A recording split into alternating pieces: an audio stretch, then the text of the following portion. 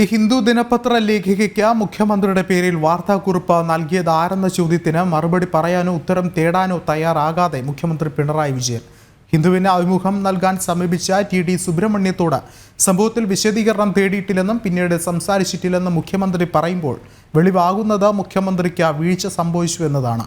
അതിനിടെ CPMന്റെ രാഷ്ട്രീയം വർഗീയ അടിസ്ഥാനത്തിലേക്ക് മാറിയെന്നതാണ് ഈ വിവാദങ്ങളിലൂടെയെല്ലാം വെളിവാകുന്നത്.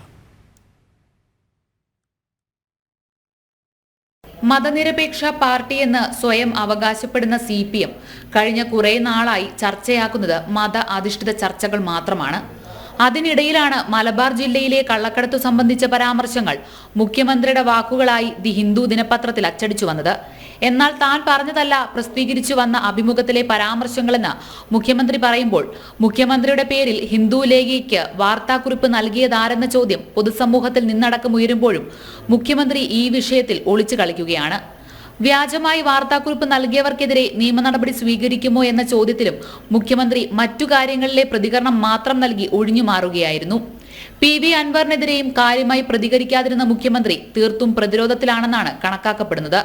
ഇതേസമയം PV അൻവറിനെതിരായി കാര്യമായി ഒന്നും പ്രതികരിക്കാനും മുഖ്യമന്ത്രി തയ്യാറാകാതിരുന്നതും ശ്രദ്ധേയമാണ്. ജനം, കൊച്ചി.